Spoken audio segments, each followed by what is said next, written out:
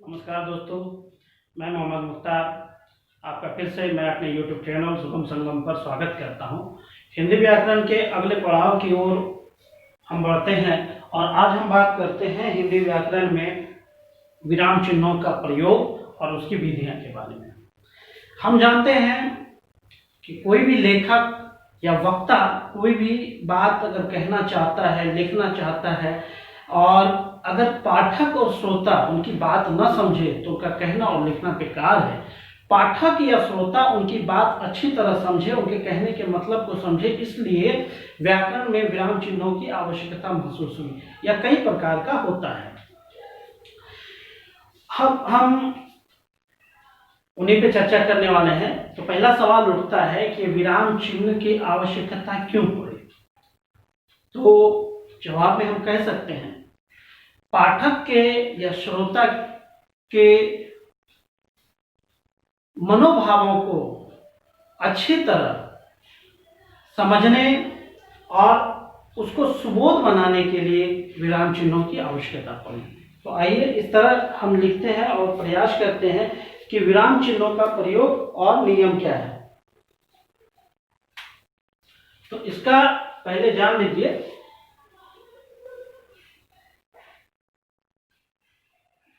पाठक के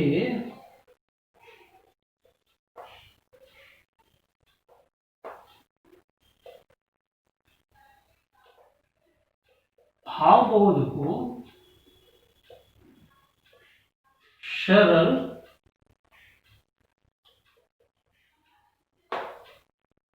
और सुबोध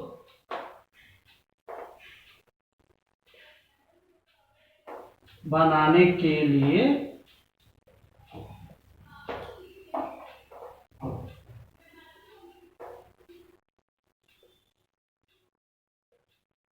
विराम चिन्हों की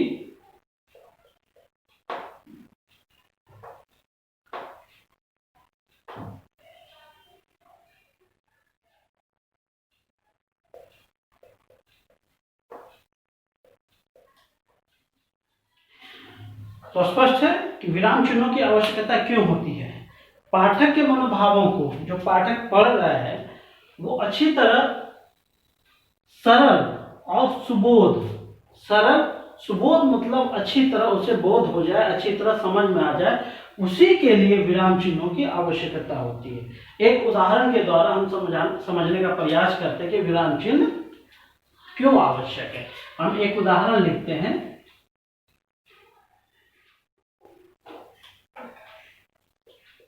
रोको मत उसे आने दो। यह एक वाक्य है।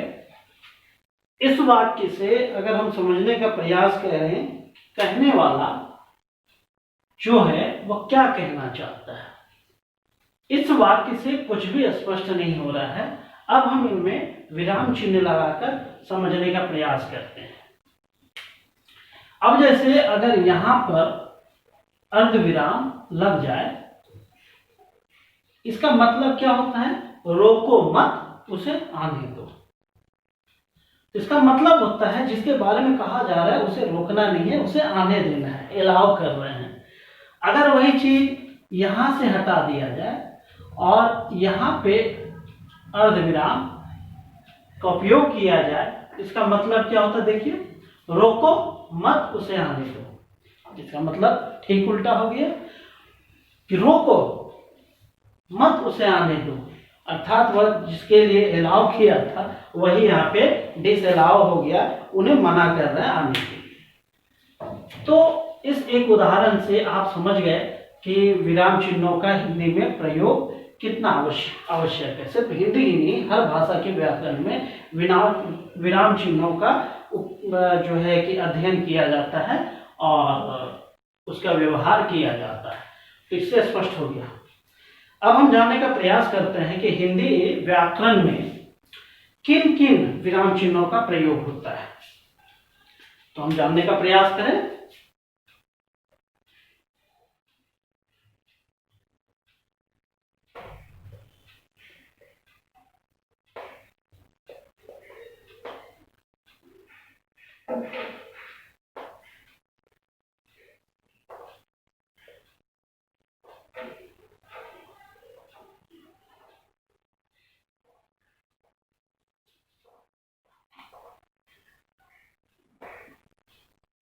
प्रमुख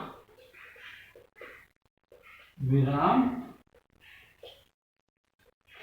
चिन्ह। पहला जो बड़े पैमाने पे उपयोग होता है वो क्या है, देख लीजिए, पूर्ण विराम।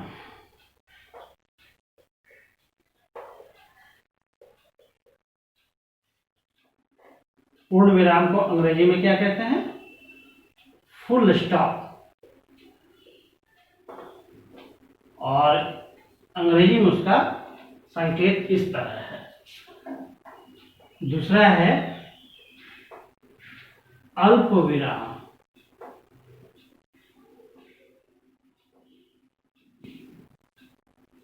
अल्प विराम को अंग्रेजी में हम कहते हैं कोमा, और उसका रूप इस तरह होता है। ठीक है, जैसा अभी हम यहां बता रहे थे। तीसरा क्या होता है, प्रश्नबोधक।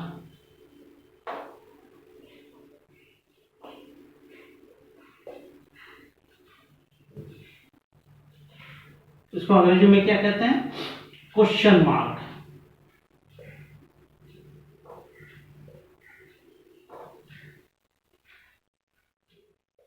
ठीक है, इसका रूप इस तरह है। ठीक है, इसका रूप क्लियर हो गया। और क्या क्या होता है, योजक चिन्ह होता है।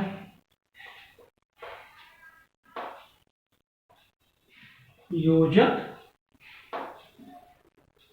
चिन्ह, इसको क्या कहते हैं हम, हाइफन।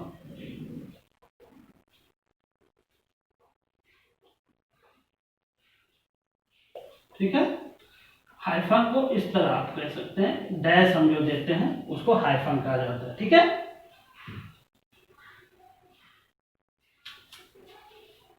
पांचवा, सॉरी यहाँ पे गलत हो गया, हाइफन। पांचवा क्या होता है, योजक चिन्ह हो गया, विस्मयादि बोधक।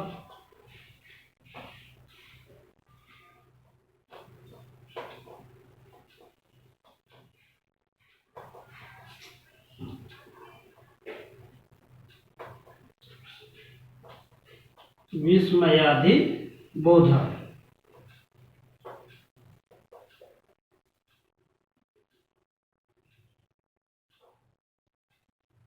विस्मयादि बोधक का चिन्ह क्या है, पूर्ण विराम के नीचे एक बिंदु लगाया जाता है, उसे विस्मयादि बोधक कहा जाता है। तो और एक चिन्ह है, उसको इस तरह जान लीजिए, उद्धरण चिन्ह कहा जाता है उसको, उद्धरण चिन्ह। यह दो प्रकार का होता है।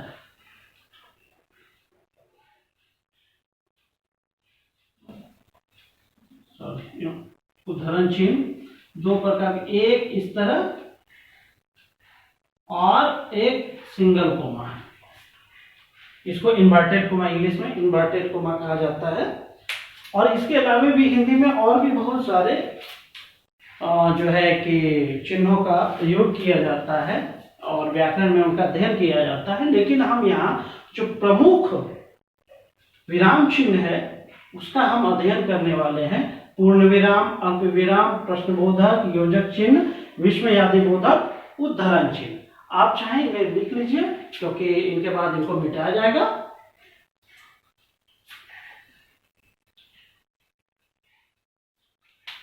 अब हम आगे देखते हैं कि पहले विराम चिन्ह पे आते हैं कि पहला विराम चिन्ह क्या है, पूर्ण विराम।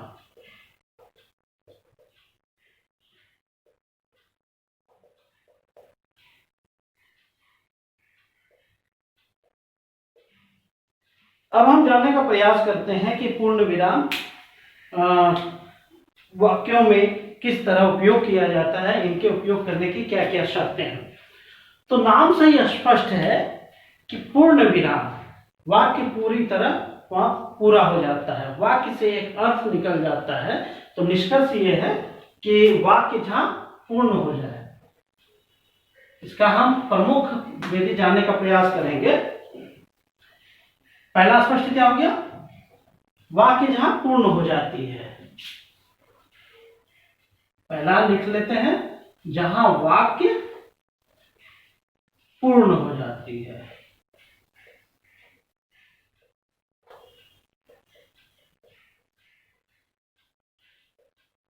ठीक है, वहां इसका उपयोग होता है। जैसे राम गाता है, राम गाता है, सीता जाती है, इत्यादि। तो पूर्ण विराम का उपयोग जो होता है उसमें पहला नियम यह है कि जहां वाक्य पूरा हो जाता है, वाक्य पूर्ण हो जाता है, वहां अंत में पूर्ण विराम का उपयोग होता है। क्लियर है? इसमें ज्यादा जानने की जरूरत नहीं है, क्योंकि जितना आप जानेंगे उतना उलझेंगे। मोटी मोटी बातें हम समझाने का प्रयास करेंगे और हम कोशिश करेंगे कि कम से कम शब्दों में आपका पूर्ण विराम चिन्ह क्लियर हो जाए। दूसरा क्या है इनका? वाक्यों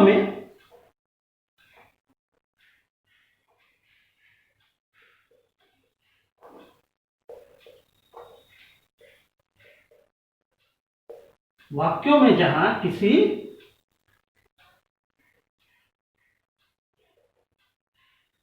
व्यक्ति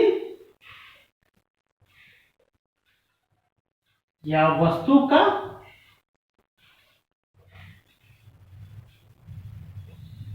सजीव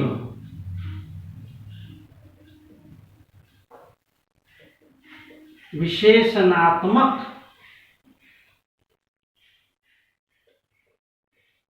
वर्णन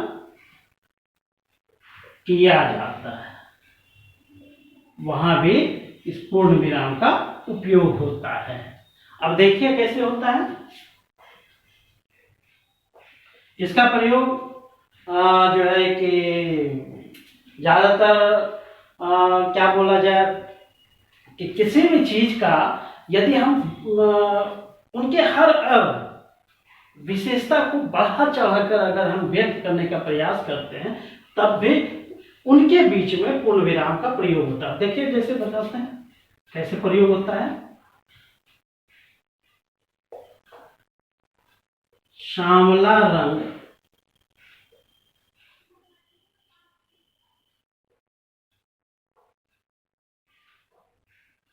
नाक के ऊपर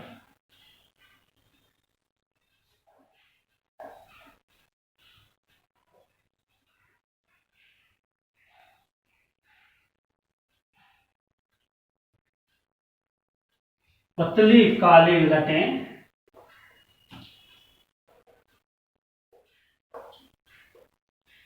छरहरा बदन। इस तरह जब हम किसी व्यक्ति या वस्तु का जो है सजीव विश्लेषणात्मक वर्णन करते हैं, उनके जो भी चीज है उनका हूबहू वर्णन करने का प्रयास करते हैं, तब वहां पूर्ण विराम का प्रयोग होता है। जैसे हम किसी व्यक्ति का जब हम सजीव वर्णन कर रहे होते हैं, तो यही तो बता सकते हैं, सांवला रंग, नाक के ऊपर पतली काली लटें, छरहरा बदन, पतली कमर, लंबे नाक। इस तरह उपयोग करेंगे तो विशेषण का जब उपयोग करेंगे तो वहां पूर्ण विराम का प्रयोग होगा। ये इनका मुख्य प्रयोग है पूर्ण विराम का। इससे यह जान लेने के बाद हमारा पूर्ण विराम क्लियर हो जाता है, क्योंकि इसका मुख्यतः यही प्रयोग है। और ये तो कम यूज होता है, लेकिन ये चीजें आपको जानना बहुत ही जरूरी है कि पूर्ण विराम जब वाक्य पूरा हो जाता है वहां इसका उपयोग होता है। ऐसे इनका प्रयोग हमें हायर एजुकेशन या फिर यूपीसीएस लेवल का जब एग्जाम हो और हिंदी सब्जेक्ट हो तो उसमें इसका उपयोग होगा। आपको यहाँ पे खाली छोड़ दिया जाएगा और इसमें आपको जो है कि इनमें से ऑप्शन दिया जाएगा कि इसमें क्या उपयोग होगा। हमें कंफ्यूज नहीं होना है, हमें ये बता देना है कि ऐसी स्थिति में पूर्ण विराम का प्रयोग होगा। अब चलते हैं दूसरी तरफ।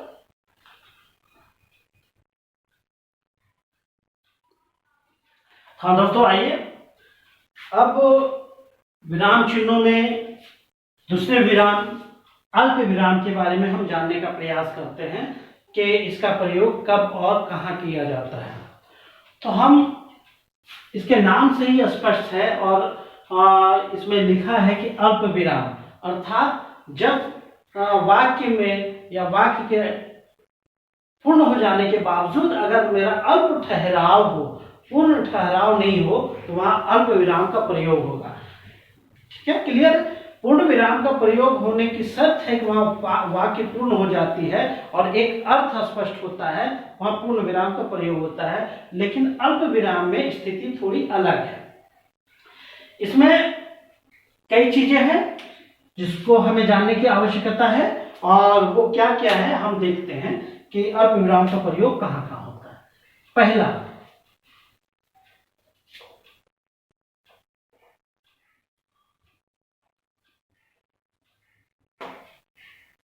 जब वाक्य में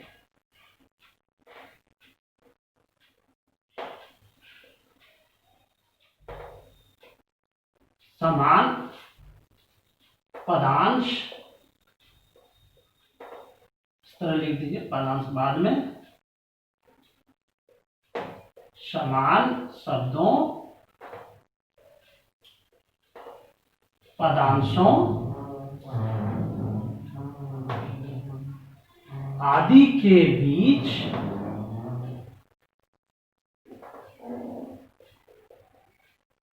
और की गुंजाइश हो,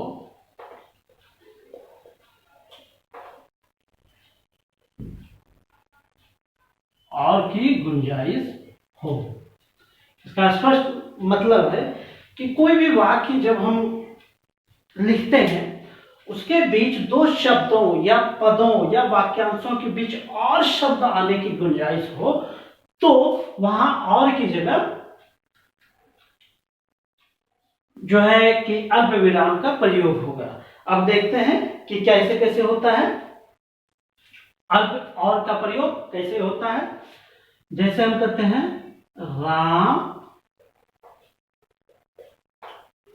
मोहन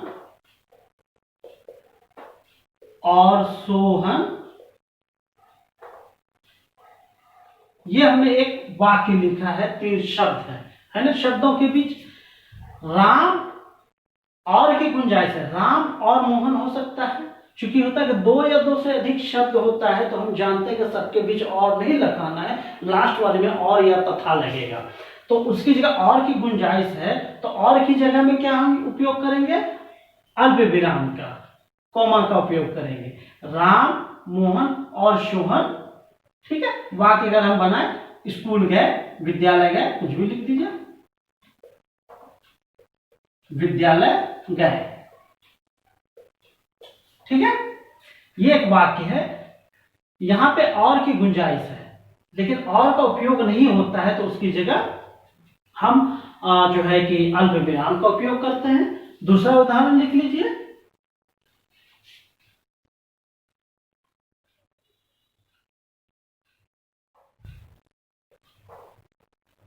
सोहन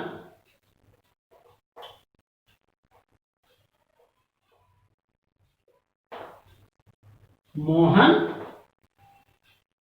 तथा सीमा, ठीक है। सेम चीज हम यहां देख रहे हैं कि इसमें भी वही चीज और इसमें भी वही चीज, और या तथा की जगह में उसका कोमा का उपयोग होता है, अल्प विराम का उपयोग होता है। क्लियर है? को बना देते हैं क। अब आइए ख में, और कहां कहां अल्प विराम का उपयोग होता है, देखिए।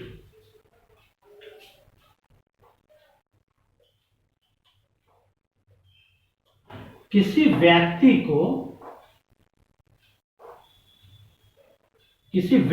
के संबोधन में, अब किसी व्यक्ति को यदि हम संबोधित करते हैं, किसी व्यक्ति को जो है कि टारगेट करके उसी व्यक्ति को अगर हम कुछ कहते हैं, तो वहां पर अल्प विराम का उपयोग होगा। अब देखिए क्या होता है, जैसे पॉपुलर है देवियों और सज्जनों,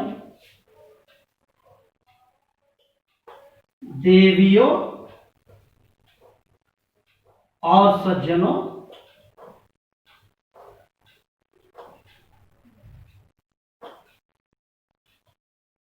यहां कोमा हो जाएगा, देवियों और सज्जनों सावधान हो जाइए,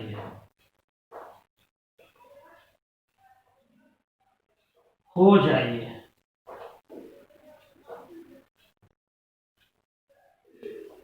और दूसरा देखिए, मोहन घर जाओ।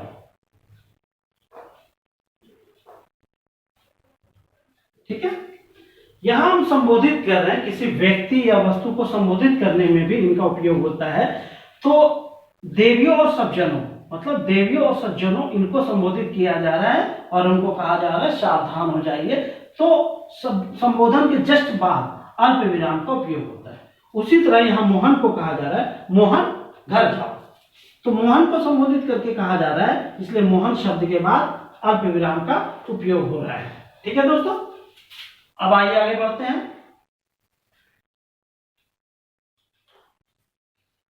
ये क्लियर हो जाना चाहिए। तीसरा,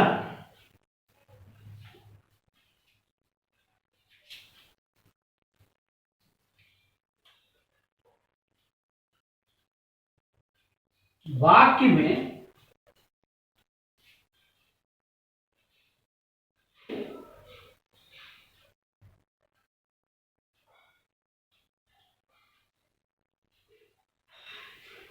किसी शब्द के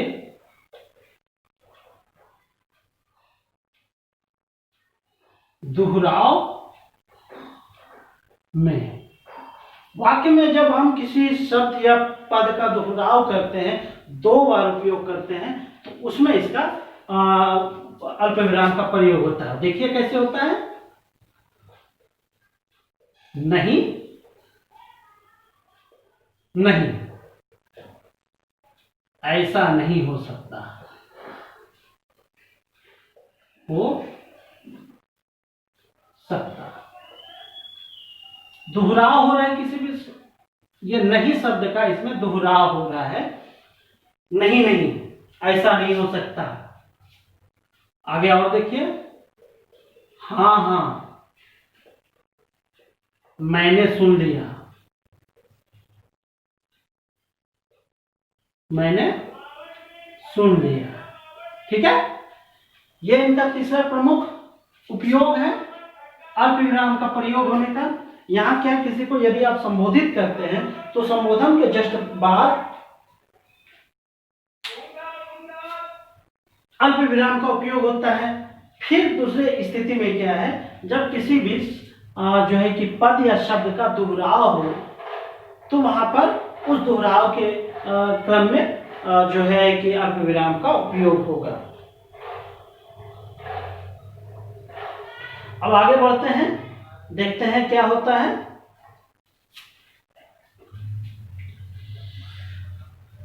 तीसरा चौथा देखिए क्या है, जब वाक्य के बीच पर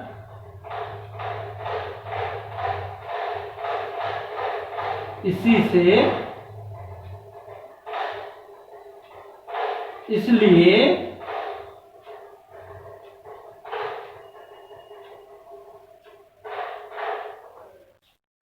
इत्यादि का उपयोग होता है, तो इनसे पहले, देखिए क्या है, इनसे पहले कैसे होगा,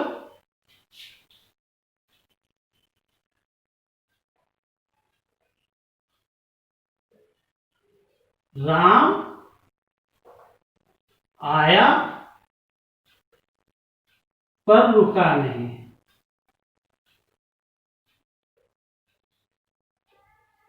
ठीक है। दूसरा देख लीजिए,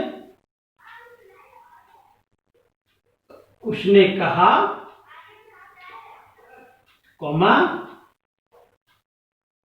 इसलिए मैंने ऐसा किया।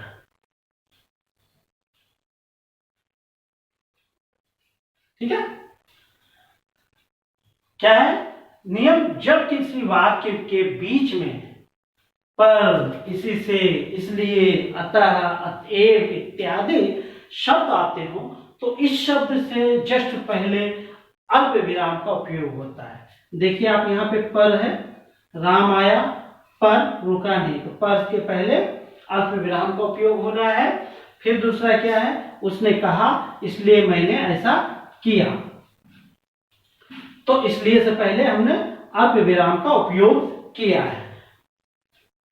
आप चाहें इनका स्क्रीनशॉट ले लीजिए क्योंकि इसे हम मिटाएंगे।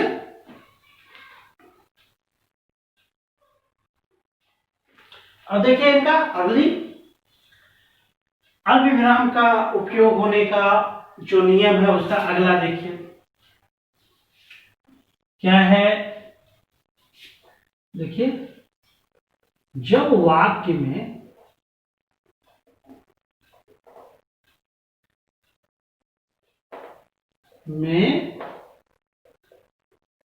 कोई वाक्य खंड आ जाए, जब वाक्य के बीच में कोई वाक्य खंड आ जाए तो इसका उपयोग होता है। देखिए क्या होता है,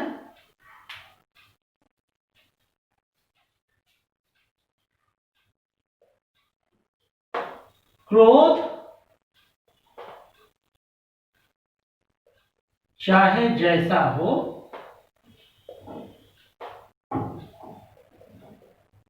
कोमा, मनुष्य को बर्बाद करता है।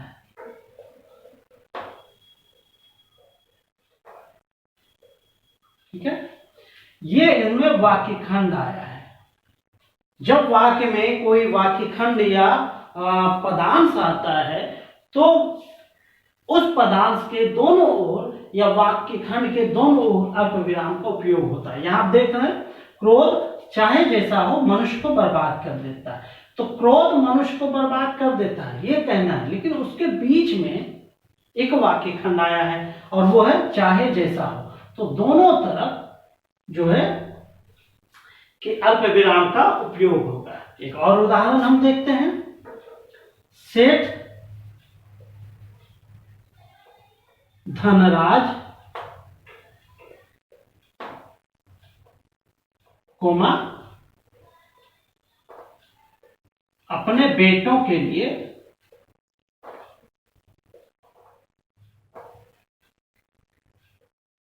कोमा 12,000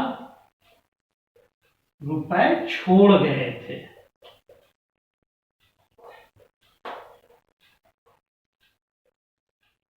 ठीक है, यहां भी आप देख रहे हैं कि यह एक वाक्य है और वाक्य के बीच में एक वाक्यांश आया है अपने बेटों के लिए।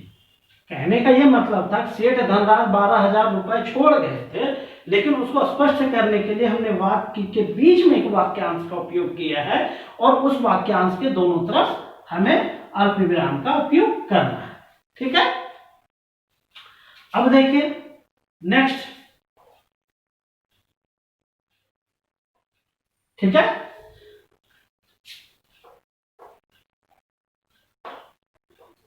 जब वाक्य में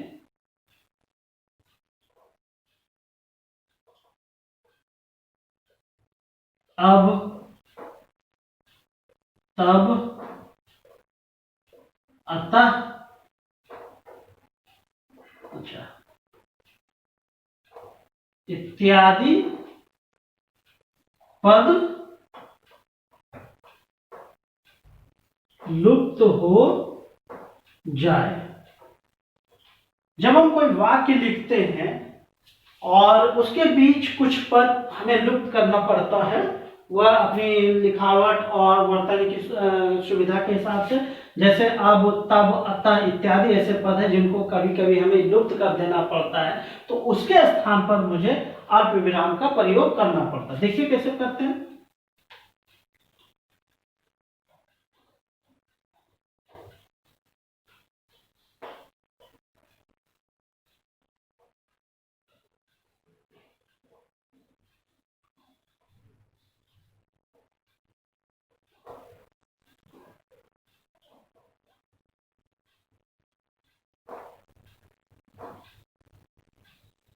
उसने कहा मैं नहीं जाऊंगा, इसमें क्या लुप्त हुआ भाई? की लुप्त।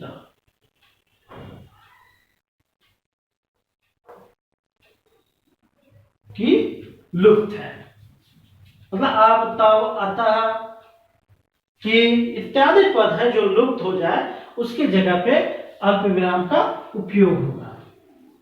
ठीक है दोस्तों। अब दूसरा देखते हैं, दूसरा उदाहरण।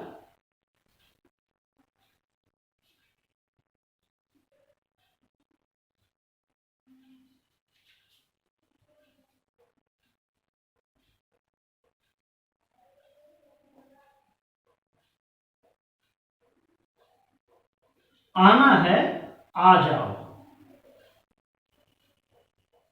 इसमें क्या लुप्त हुआ है? तो लुप्त है।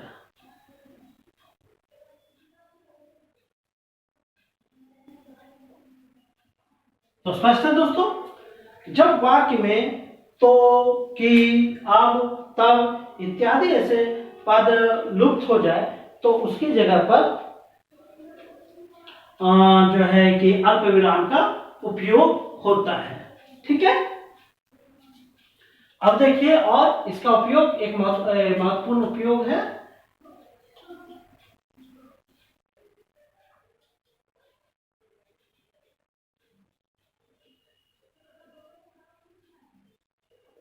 जब वाक्य की शुरुआत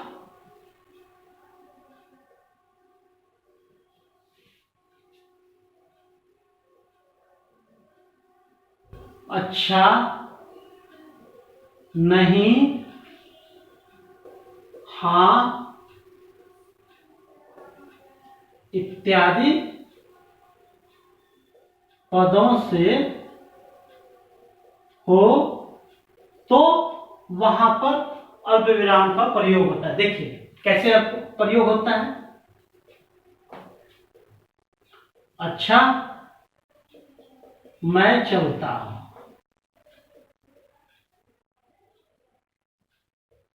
ठीक है दोस्तों। यहां पे वाक्य की शुरुआत अच्छा से हो रही है, तो अच्छा के जस्ट बाद अल्प विराम का प्रयोग हो रहा है। उसी प्रकार आगे देखिए, हां मैंने सुना। ठीक है दोस्तों, ये इनका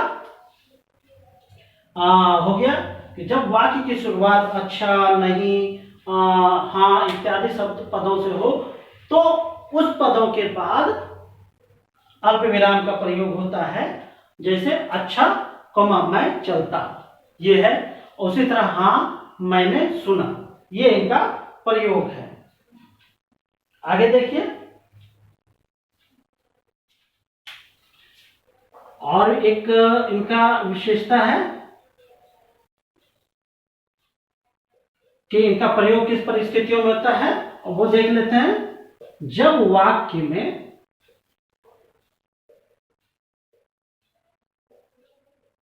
किसी की विशिष्टता बतानी हो।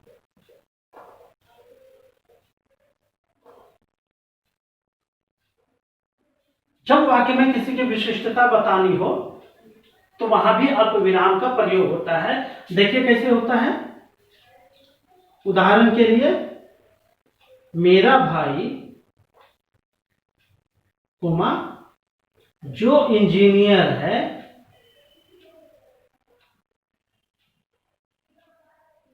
जो इंजीनियर है आ रहा है।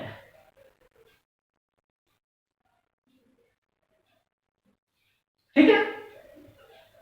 जब वाक्य के बीच किसी की विशेषता बतानी हो, एक विशेष अर्थ में उसको उपयोग करना हो, ये समझ लीजिए जो हम कह रहे हैं उसको और स्पष्ट करने के लिए वाक्य के बीच जब हम किसी विशेषण सूचक वाक्य का या पद का उपयोग करते हैं तो वहां पर उनके दोनों तरफ अल्प विराम का उपयोग होता है। जैसे मेरा भाई आ रहा है, सीधा मतलब था, लेकिन हम समझाना चाहते हैं कि मेरा कौन सा भाई आ रहा है, जो इंजीनियर है आ रहा है।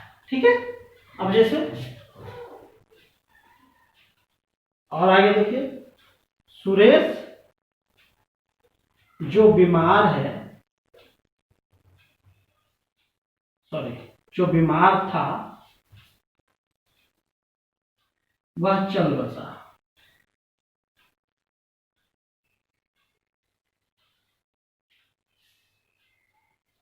यहां पे हम सुरेश की एक विशिष्ट बात बताने का प्रयास किए, एक विशेषता बताने का प्रयास किए हैं। हम जिनके बारे में बता रहे हैं वह कौन सा सुरेश है, वह क्या है, उनकी स्थिति क्या है।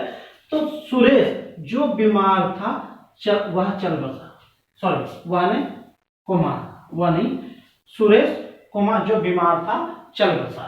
ठीक है। ये इनका महत्वपूर्ण उपयोग है। आप चाहे इनको स्क्रीनशॉट ले लीजिए या लिख लीजिए, फिर हम आगे बढ़ेंगे। हाँ दोस्तों, अब आइए अगले पड़ाव की ओर। अब हम बात करते हैं योजक चिन्ह का। हिंदी व्याकरण में योजक चिन्ह के प्रयोग में बहुत ही असावधानियां बरती जाती है। व्याकरण में इनका कोई जो है एक स्पेशल कोई नियम नहीं बताया गया है, इसलिए इसके उपयोग में बहुत ही असावधानियां बरती जाती है। आज हम कोशिश करेंगे कि इनका जो उपयोग है वो प्रमुखतः कहां कहां और किन किन स्थितियों में होता है, इनको जानने का प्रयास करते हैं। तो इनके बारे में कोई लंबा चौड़ा जानने का प्रयास नहीं करना है, इनके बारे में बस इतना जानना है कि आगे हम आने वाले समय में समास के बारे में पढ़ेंगे, और एक समास है जहां इसका उपयोग होता है। एक समास है, द्वंद्व समास।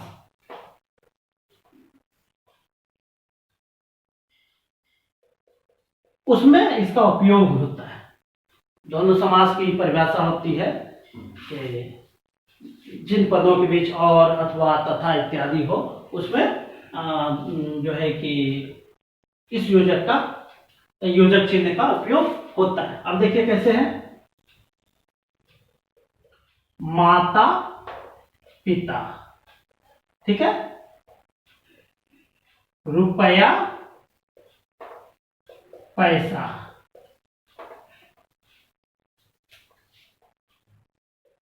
घर द्वार इत्यादि ये शब्द है जहां योजक चिन्ह का प्रयोग होता है। योजक का मतलब यह है जोड़ने वाला। ठीक है। पहला ये उपयोग हो गया द्वंद्व समास में। दूसरा देखिए कहां इसका उपयोग होता है योजक चिन्ह का, विपरीतार्थक शब्दों में।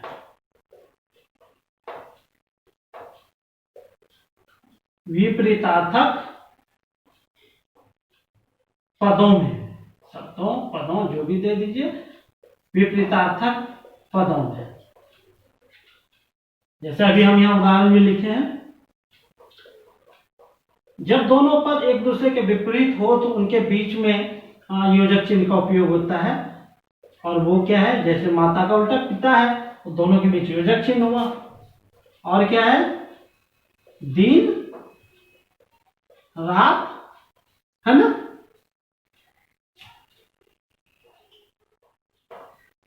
ऊपर नीचे इत्यादि ऐसे पद हैं जिनके बीच योजक चिन्ह का उपयोग होता है। और तीसरा जानिए, इन्हीं में से, ये द्वंद्व समास में से ही सब निकलता हुआ ये सारा नियम बन जा रहा है। तीसरा देखिए, दो शब्दों में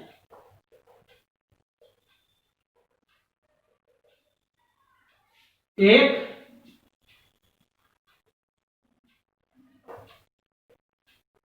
सार्थक तथा दूसरा निरर्थक हो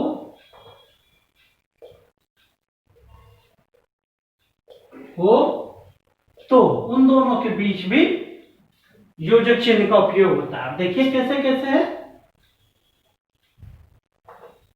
हम लोग बोलने के क्रम में बोलते हैं कपड़ा लत्ता, चाय वाय, भोजन वोजन। हम जो यहाँ पे शब्द बोल रहे हैं कपड़ा लत्ता, इसमें एक क्या है सार्थक है, दूसरा क्या है निरर्थक है, इसका कोई अर्थ नहीं निकलता है, तो इन दोनों के बीच हम हाइफन का यानी योजक चिन्ह का उपयोग करते हैं। उसी तरह यहाँ पे शब्द है चाय वाय।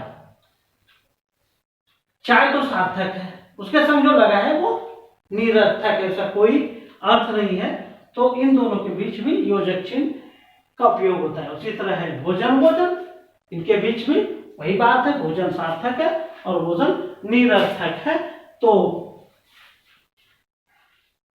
इन दोनों के बीच योजक चिन्ह का उपयोग हो रहा है। चौथा देखिए,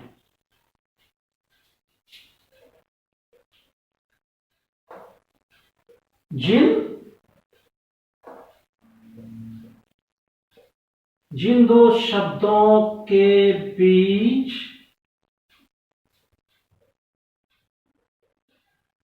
और हो तो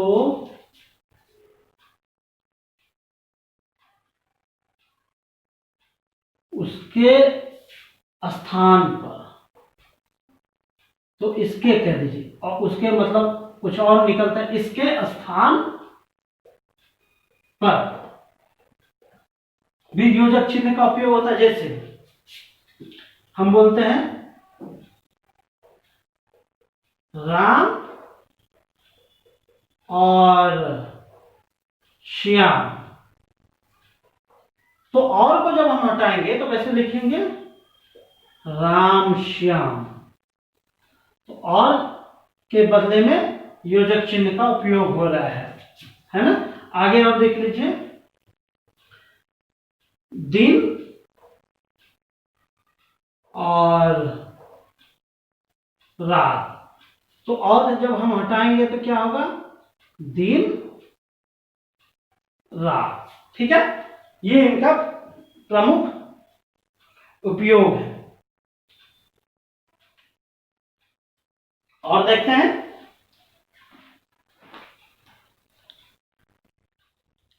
अब आइए नेक्स्ट की ओर दोस्तों। एक है प्रश्नवाचक चिन्ह और विस्मयादि बोधक चिन्ह। तो इसके बारे में ज्यादा दिमाग लगाने की जरूरत नहीं है, इसके नाम में ही स्पष्ट है। प्रश्नवाचक, जब हम कोई प्रश्न करते हैं, मन से कुछ जानने का प्रयास करते हैं, कुछ पूछने का प्रयास करते हैं, तो उस वाक्य के अंत में या उस पद में ही इसका प्रश्नवाचक चिन्ह का उपयोग होता है। जैसे तुम क्या कर रहे हो,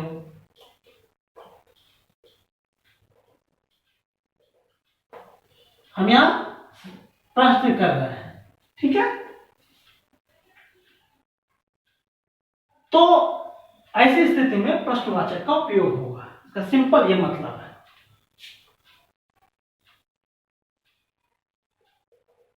मोहन कामचोर है।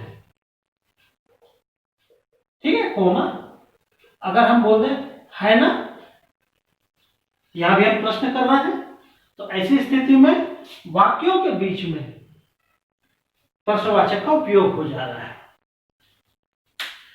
विस्मयादि बोधक में आइए, इसमें भी कुछ ज्यादा परेशान होने की जरूरत नहीं है। ये विस्मय है, एक प्रकार का आश्चर्य का बोध हो, एक मजाकिया टाइप में अगर हम कुछ बोलना चाहें तो वहां पर इनका विस्मयादि बोधक चिन्ह का प्रयोग होता है। वो देखिए कैसे होता है।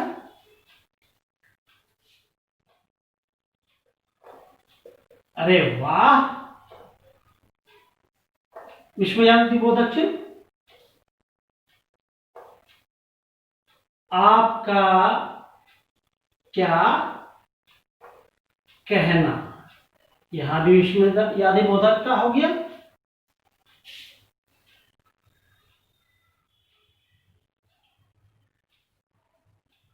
चुप,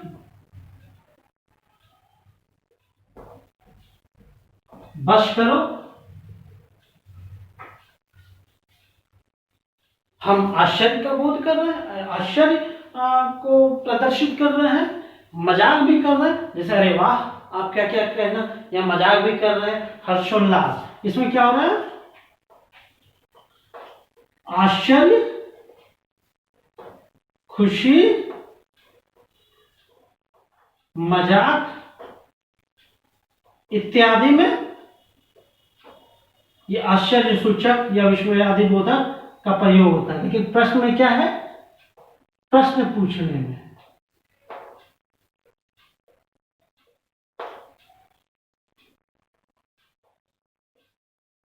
जिज्ञासा में, कुछ अगर जिज्ञासा में भी अगर हम कुछ जानने का प्रयास करते हैं तो वहां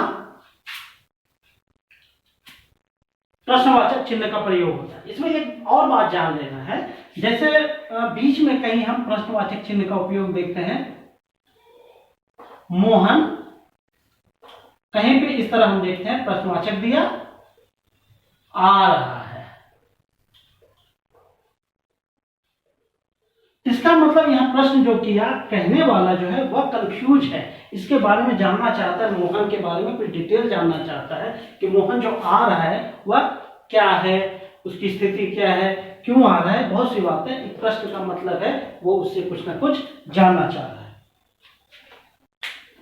अब नेक्स्ट आइए। हाँ तो आइए दोस्तों आगे जानते हैं उद्धरण चिन्ह के बारे में। इसको इन्वर्टेड कोमा कहा जाता है इंग्लिश में। जब हम इन्वर्टेड कोमा का उपयोग करते हैं तो वही चीज, उसका नाम हिंदी में उद्धरण चिन्ह है। तो अभी इसके बारे में यह जान लीजिए, उद्धरण चिन्ह दो प्रकार का होता है, एक दोहरा,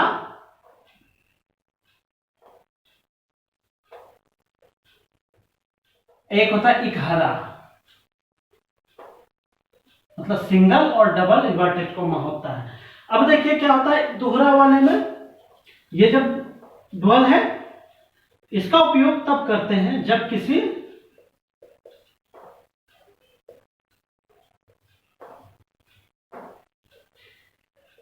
व्यक्ति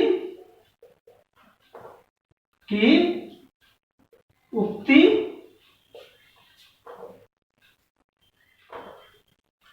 पुस्तक का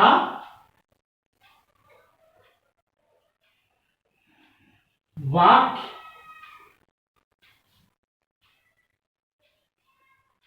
हूबहू लिखा जाता है, लिखा जाता है। मतलब किसी व्यक्ति ने कुछ कहा, उनको अगर हमें लिखना है हूबहू, तो इस कोमा का,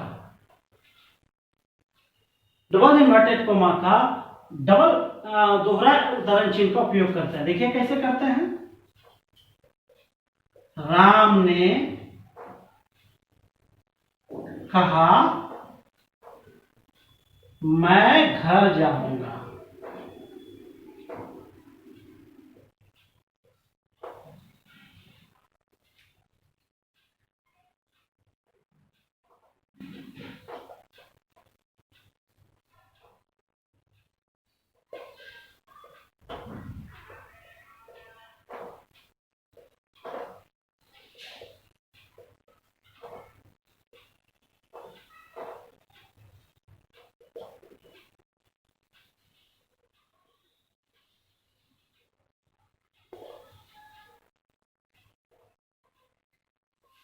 ठीक है दोस्तों, जब किसी व्यक्ति की उक्ति या पुस्तक के वाक्य को हूबहू लिखा जाता है तब डबल इन्वर्टेड कोमा यानी डबल दोहरा उद्धरण चिन्ह का उपयोग किया जाता है। जैसे राम ने कहा मैं घर जाऊंगा, राम का ही ये कहा हुआ है, मैं घर जाऊंगा, हमने कुछ उसमें चेंजिंग नहीं किया, इसीलिए हमने डबल इन्वर्टेड कोमा का उपयोग कर दिया मैंने।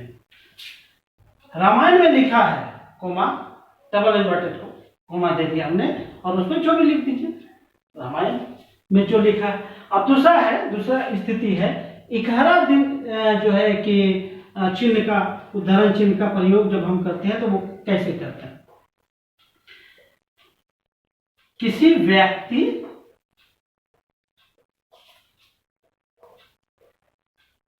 वस्तु आदि के नाम में, जब हम किसी प्रमुख व्यक्ति या प्रमुख पुस्तक का नाम लिखते हैं तो उसमें सिंगल इन्वर्टेड कोमा यानी इकहरा उदाहरण चिन्ह का उपयोग होता है। जैसे रामायण हम लिखते हैं रामायण, इस तरह सिंगल इन्वर्टेड कोमा देंगे। एक पवित्र ग्रंथ है,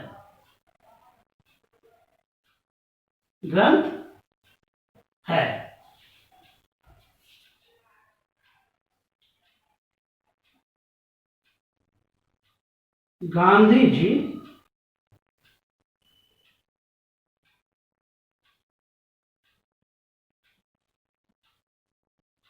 हमारे बापू थे। इस तरह देख रहे हैं कि किसी भी व्यक्ति, वस्तु इत्यादि के नाम को अगर हम लिखते हैं, वो भी प्रमुख हो, तो उसमें सिंगल इन्वर्टेड कोमा यानी इकहरा उदाहरण चिन्ह का उपयोग किया जाता है। तो इस तरह दोस्तों हमने हिंदी में प्रचलित प्रमुख विराम चिन्हों के बारे में जानने का प्रयास किया, और मेरा विश्वास है कि आपने अच्छी तरह भली भांति जान लिया होगा। और मेन चीज है कि आप जितना प्रैक्टिस करेंगे उतना आपको फायदा होगा। ये सब चीजें आपको हिंदी से संबंधित जो परीक्षाएं होंगी उसमें आप जो है कि वस्तुनिष्ठ के रूप में या फिर जो एक विश्लेषणात्मक प्रश्न पूछा जाता है उसमें इसका उपयोग होता है। अब जैसे आपको सिंगल और डबल इन्वर्टेड कोमा में ही अंतर पूछ लिया जाए, कहीं लिख दिया जाएगा रामायण एक पवित्र पुस्तक है, या शुद्ध है या अशुद्ध है, तो इस तरह ये सब चीजें आपको वाक्य संशोधन में भी उपयोग होगा। तो इसी के साथ एक बार और आपसे पुनः निवेदन है कि आप मेरे इस YouTube चैनल को जितना ज्यादा शेयर कीजिए, लाइक कीजिए, कमेंट कीजिए। इसी के साथ थैंक यू। जय हिंद, जय भारत।